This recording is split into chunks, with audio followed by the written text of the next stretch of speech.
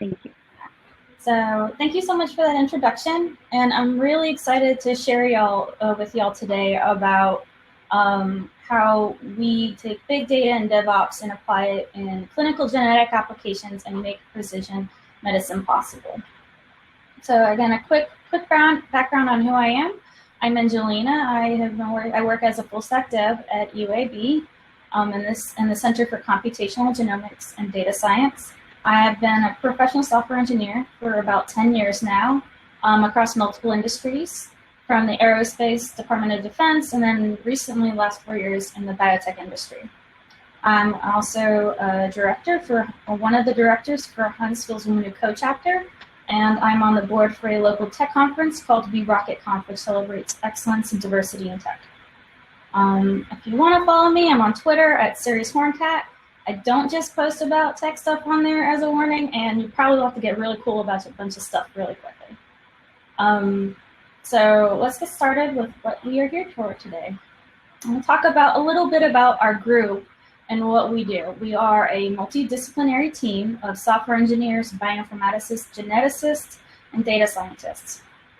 And our goal of the center is to develop efficient and effective software to analyze omics data, to come up with novel information that provides benefits for patients suffering from rare disease, undiagnosed or misdiagnosed disease, and the families and the people that take care of them. We focus primarily on interpreting molecular variation within a patient, and our goal is to help clinical decision-making in the present. We don't want to work on software that's going to help people 5 years from now. We want to work on software that helps people right now. And so our goal of all of this is to make precision medicine cheap as possible so it can be as accessible as possible. So today I'm going to cover 3 big topics. I'm going to cover the basics of what genomic sequencing is and its relation to precision medicine. I'll then go into talking about the DevOps strategies our team has adopted in order to tackle these problems. And then this is a more recent thing I've added to the talk, is a case study of how we recently had to apply all these strategies. Due to the current COVID-19 crisis, the hospital reached out to us in need of help for coming up with a centralized inventory system for all the different labs popping up doing a combination of commercial and local lab testing for COVID-19, and how we were able to make an application from conception to production within 6 days. It did involve crazy hours of working. It wasn't a normal work week, but we volunteered because we knew our colleagues were putting their lives on the line in the front line in the hospitals and the clinics, and we thought this was the least we could do. So I'm going to give a little bit introduction to what genomics is. So what is a genome? A genome is essentially a code to describe who you are and how you're built biologically. It has some information like your eye color and hair color, or it can go even to something about how likely you're going to have nosebleeds. It is comprised of 3.2 billion characters in length, and it's super high density storage. It's super coiled to be super tight. You can, for 1 gram of DNA, you can hold up to approximately 1 billion terabytes of data. And it's really robust because it can last a really long time. You can sequence fragments that are thousands of years old. And it's organized by 46 chromosomes. And so 22 autosomal pairs plus an XX for females or XY for males. And if you put them all together and line them all up, it's approximately 1,000 trips from the Earth to the Sun. But how is this code written? In computers, CPUs understand zeros and ones, and that's it. Our DNA is written in 4 different types of nucleotides called A's, T's, C's, and G's is how we code them: adenine, thymine, cytosine, and guanine. And these bonds are in pairs that are then they're rungs on this double helix ladder that we all know that's famous. How does all that translate into precision medicine? So essentially what we'll do is we have a patient, and on the counterclockwise path, you'll see the typical path that you would imagine when you go to a physician. You get medical data, and they research to figure out what's wrong. On the clockwise side, you see take a sample from the patient. It does not have to be blood. And you put it into what's called a sequencing machine. And then that machine outputs really, really large files of A's, T's, C's, and G's and quality metrics. And then we process that in what's called a secondary analysis and secondary pipeline to reduce that data to get it consolidated for a variant analyst or a physician to take a look at to understand what are the molecular variations of what could be causing your disease. So how does the secondary pipeline kind of work? You have your DNA, and you put this in a sequence machine, and it cuts it up into a bunch of tiny, tiny little pieces. And then it outputs that, outputs those reads in what's called a FASTQ file. Now, this FASTQ is not aligned. It's not in order. So then we have to run software to put this file and these reads in order. So we compare the results of the sequencing to a reference, and then we align it that way. And we say, okay, this is where this piece belongs and this piece belongs. Then once we have it aligned, then we look for the differences between the reference and the patient that you just sequenced. And the results of that, those differences are put in what's called a variant call file, which is sort of a standardized format. People are a little bit loose in how they apply it in some of the columns, but it's what most bioinformaticians use for doing variant analysis. And so we can kind of show with this picture a little bit of how that aligning process works in looking for those variants. You have two reads. They've lined them up at these two locations compared to this reference, and then you can see the differences at these in chromosome 1 and both of these different positions. There's a T in the reference, and then there's a G in the patient. Okay, so we have our references, we have our variants now, and so we have those variants, and we need to share them to put them in front of the variant analyst. So typically we'll have two users go through an analysis, adding their knowledge and curations and choosing variants that they find interesting, and they'll come together to discuss and present in front of the entire variant analysis team to decide which variants are believed to be causing the disease. And here's an example of some of the software that we developed with our team at Hudson Alpha, which owns this piece of software called Codifin. And this all leads into our goal for making precision medicine accessible. A lot of these patients, they can be on these medical odysseys to 8 to 9 years, or they might not even live that long to get their answers. And so the faster we can make this process of sequencing and analysis, the cheaper it can become. And that's really our goal, is to make as many people be able to have this to get help. And so now I'm going to hop into talking on the tech side of things I'm more comfortable talking about, and talk about our DevOps strategies and how we use them to do this processing. So we had the challenges that we have to encounter are, we are a very multidisciplinary team of scientists and engineers, and we work really close together. And any work that requires manual intervention injects risk and wasted effort, which includes costing more money, which makes it less accessible. There's also a need for a quick turnaround time to help facilitate that collaboration. And again, the challenge of software engineering and translational biological research processes, they evolved into two very different environments. And so how a software engineer goes about their work, the way and do things, is very different than what a scientist probably in a lab would go about their day doing things. And so trying to figure out the best way for us to interact and collaborate. One cool thing about where I work is that Dr. Worthy has given us the time and empowers us to really to think about this process and how we collaborate and work together. This is a poster I presented at Genome Informatics at Cold Spring Harbor last fall. And I was the only poster there that talked about how we can create a team of scientists and engineers creating software together.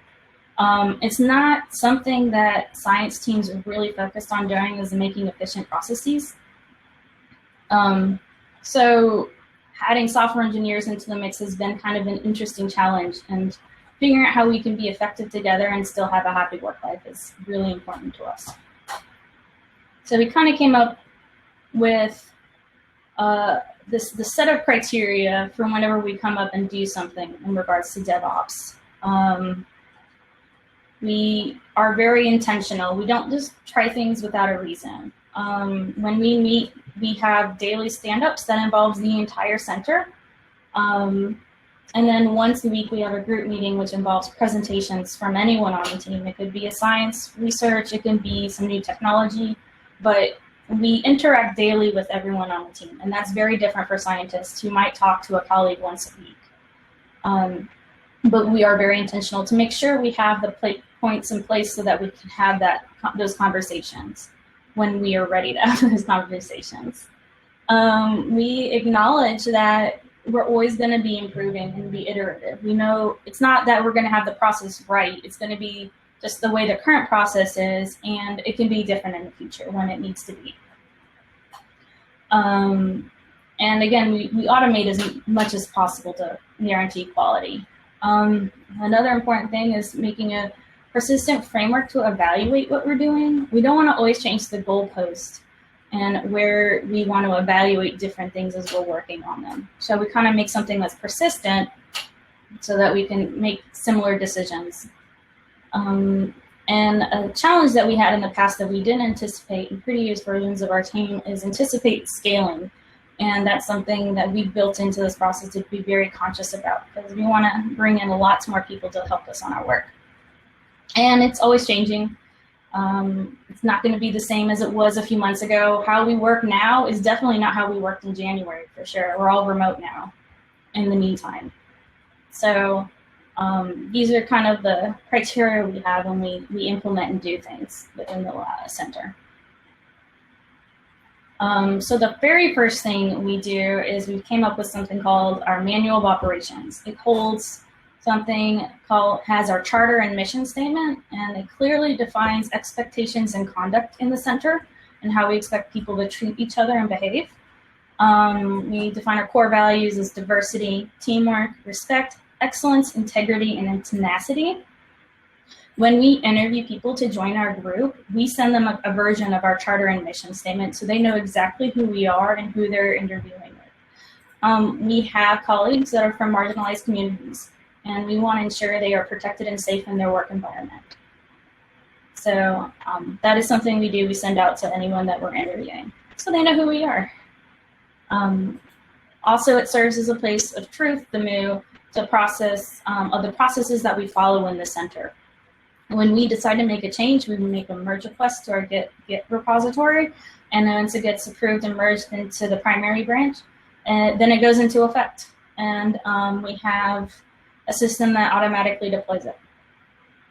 Something that this MOO has helped with is it also has come up with a common vocabulary, so we can create a language of how we can communicate with each other. Because how someone says one thing doesn't mean the same thing to another person. And then when you have people across industries having to tightly collaborate, that can cause a lot of chaos. So it's a place where we can explicitly define how we talk about things. And so some of the technical aspects of that, as it's a deployed static HTML site, it's generated using make docs from Markdown in a Git project, and it's deployed using continuous deployment, and it's hosted on our DevOps cluster. And so that leads into the next thing that we do is we have a DevOps cluster.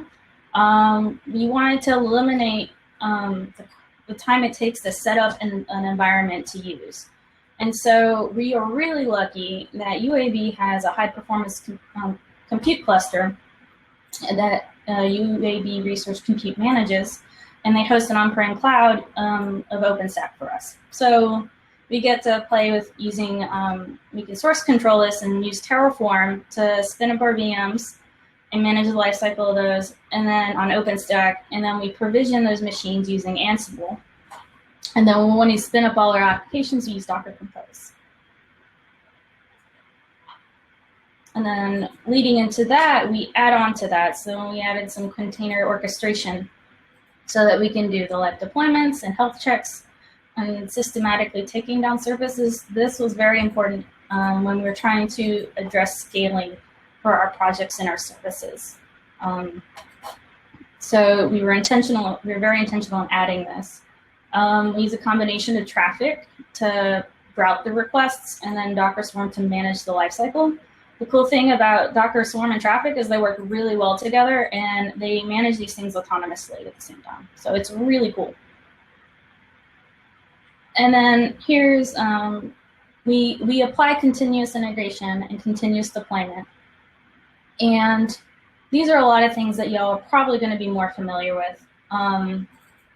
We rely on the previous work we've done to generate metrics so we can help answer questions about what we've been doing as work and the work that how we want to do it in the future.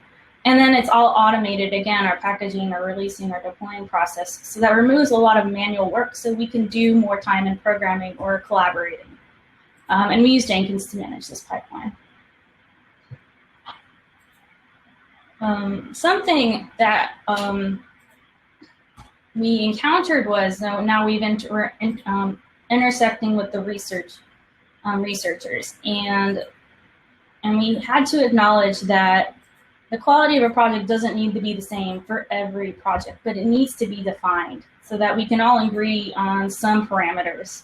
And so we came up with, according to a project's visibility, it has different quality metrics. A lot of bioinformatics pieces of software are attached to papers that are made and just thrown out into the wild to be used. And that's fine most of the time, but sometimes it's not, and it's not tested and validated, and the quality just isn't there. And this has led to, there was one piece of software that was released a few years ago. It wasn't tested or anything, and a few years later it came out that there was something really wrong with it, and it invalidated over 70 different people's research because it would have skewed their results. So something that we're trying to do is to put these checks in place for everyone on the team. It doesn't matter if you're a data scientist or a software engineer or a bioinformatician.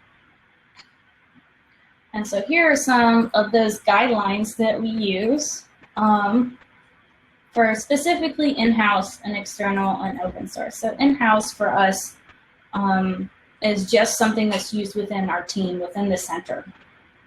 And then once something becomes internal, it's usually within a collaborator in our UAB community. So an example of that would be our DevOps cluster we spin up. We share that with Research Compute. Share that project. So that would be an external project. And we haven't gotten there yet, but we hope to be hosting and running open source projects in the future.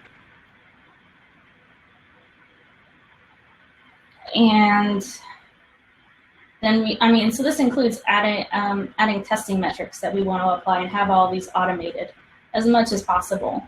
That way we can all kind of have the same starting point and expectations for how we expect things to work. And so when we do have scientists that are trying to add some of these things in, they'll be paired up with developers to kind of help them integrate these this testing into their work so that we can then easier pull their work into ours when we're really creating a product. So those are just most of the DevOps strategies that we do that we find to have been extremely helpful to us as a team. This is, we felt like this work has made us extremely successful in the year the center has been together. And by successful, I mean we have a positive quality of life at work, which is really important in the center, and it has made a positive impact on our community. So leading into that, I want to talk about our case study, how we apply these principles to a project that we recently had to do.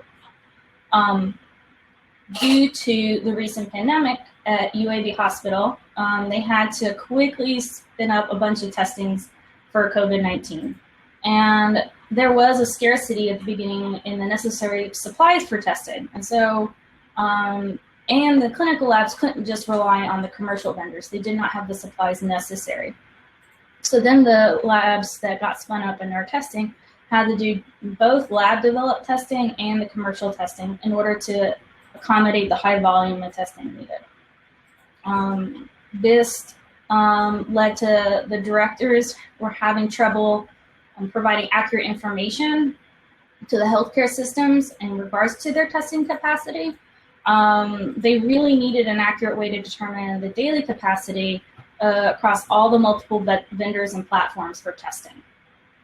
And there was an absence of a centralized planning of organizations, and we're having to do a lot of manual labor of walking around and asking people questions multiple times a day, which was vulnerable to errors and inaccurate reporting. And you couldn't do long-term planning and strategizing, which you should be needing to do.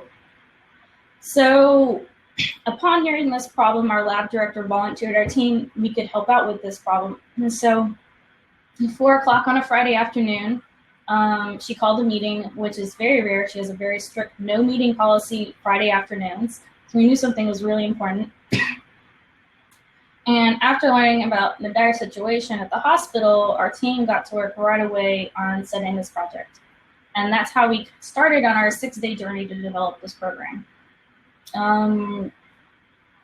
I say 6 days, but it was Easter weekend. So because we have several people that are Christian on our team, they did take the Sunday off.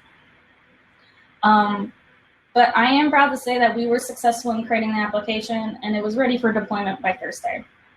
It did involve insane hours, which I don't typically condone. I don't condone working extra overtime a lot unless it's like super necessary. But this was a crisis, again, as I said earlier, and our colleagues are risking their lives on the front line in the hospitals and clinics. It was the least we could do safely from our homes to write software. So we had a bunch of challenges facing our team, though, when we started this project. The development team is a really young team. We just hired our new junior devs in early January. So there's 2 primary software engineers on our team that are seniors, and 3 brand new junior devs that we hired on. Being a new team, we hadn't really worked out also how we wanted our tech stack to look like for this project. We've done some of it before in establishing other projects, but we had to really dig in to get it together in order for production. Again, we're all working from home. We have kids at home. We lacked childcare during the crisis. So we were really privileged. Our spouses accepted the burden so that we could work night and day. So I like to say that our spouses were kind of the heroes, because literally they took all responsibility, so we could just sit in front of a computer and code. We did not need that rapid turnaround time because the software was needed the previous week. Our data scientists and collaborators had to pick up new skills. The dev team didn't have time to write system tests, so our scientists learned how to write system tests in JavaScript and Cypress. So that was really cool. It was the subject matter information in regards to the COVID-19 platforms we didn't get until halfway through the process. So we had to do a majority of our development without that information. So our researchers went and tried to gather as much information for us as possible before we were able to get the official information so we could start work.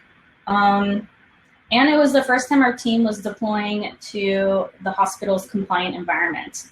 And we were really lucky we had a new teammate that had extensive experience with working with the hospital's IT and infrastructure.